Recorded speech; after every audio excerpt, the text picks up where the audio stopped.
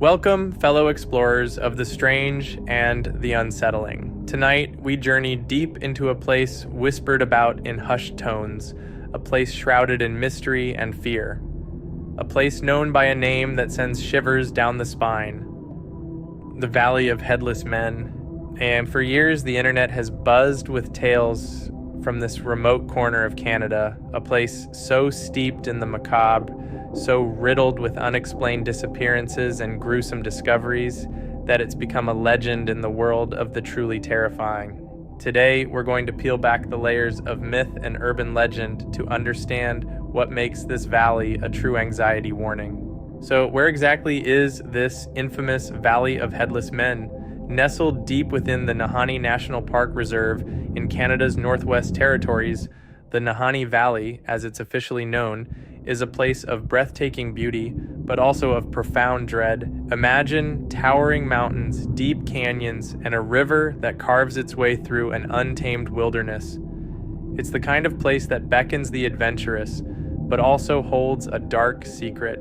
For centuries, indigenous peoples avoided parts of the Nahanni Valley, believing it to be home to malevolent spirits. Their warnings, however, largely went unheeded by the wave of prospectors who flooded the region in the late 19th and early 20th centuries, drawn by the irresistible allure of gold. It was during this gold rush era that the valley truly earned its grim moniker. Our story begins in 1908 with the intrepid McLeod brothers, Willie and Frank. They were seasoned prospectors drawn to the Nahanni by whispers of untold riches. They established a camp, worked their claims, and for a time all seemed well. But then communication ceased. Months passed with no word. Concerned family members dispatched a search party. What they found when they finally reached the McLeod brothers' camp was something that would forever brand the Nahanni Valley in the annals of the unexplained. The McLeod brothers were dead, their bodies found strangely without their heads, no sign of a struggle, no obvious cause of death beyond this gruesome, impossible absence. The gold they had undoubtedly found was also gone. This wasn't an isolated incident. Just 5 years later, in 1913, another prospector, a Swiss man named Martin Jorgensen, met a similar fate. His headless remains were discovered near his burnt cabin. The pattern was emerging: disappearances, then headless bodies, often accompanied by the disappearance of any valuable findings. The chilling discoveries continued throughout the early to mid-20th century. Grant Henderson, in 1945, found headless in his sleeping bag.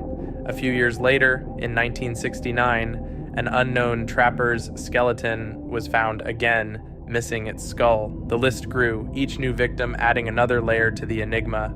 Naturally, theories abounded. Was it a reclusive, hostile tribe defending their territory with brutal force? Were wild animals responsible? Perhaps an unknown predator?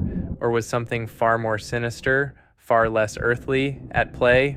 Some theorized about vengeful spirits angered by the intrusion of man into their sacred lands. Others spoke of a legendary Sasquatch-like creature, far more aggressive and dangerous than typically depicted. The indigenous legends, once dismissed as superstition, began to take on a terrifying new meaning.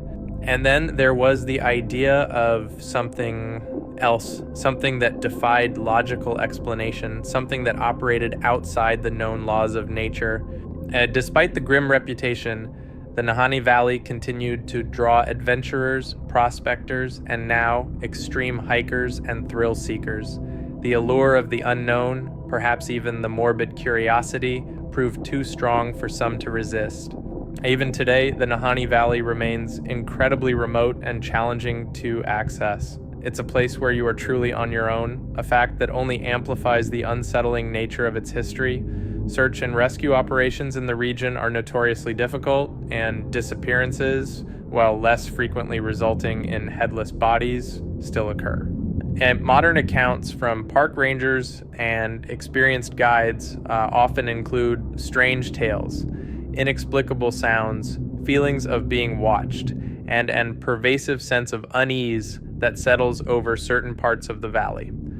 While no recent headless men have been officially reported, the chilling energy of the place clearly persists.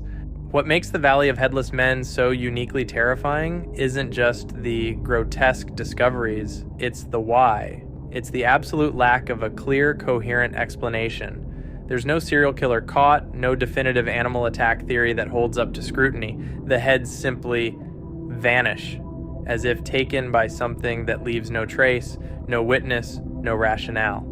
It preys on our deepest fears, the fear of the unknown, the fear of being vulnerable in a vast, uncaring wilderness, and the ultimate fear of a violent, inexplicable end. The very thought of being in that desolate valley, knowing what has happened there, knowing that whatever took those heads could still be lurking, is enough to send shivers down even the most hardened spine. That moment, that glimpse into the pure, unadulterated fear that this valley can evoke is precisely what makes its legend so potent. It's not just a story. For those who truly immerse themselves in it, it becomes an experience. The Valley of Headless Men stands as a stark reminder that even in our modern world, there are places where the wilderness holds secrets too dark, too disturbing for human comprehension. Places where the past is not just a memory, but a lingering, malevolent presence. Is it a monster, a curse, a unique phenomenon of the earth itself, or something else entirely? Whatever the truth, the Valley of Headless Men remains a terrifying enigma, a testament to the fact that some mysteries are perhaps best left unsolved, and some places are best left unexplored. What do you think happened in the Nahanni Valley? Have you heard other stories about this chilling place? Let me know in the comments below your thoughts, your theories, your own experiences with the unexplained. I want to hear them. If you found this journey into the Valley of Headless Men as unsettling as I did, please consider liking this video and subscribing to the channel for more explorations into the strange, the dark, and the mysterious.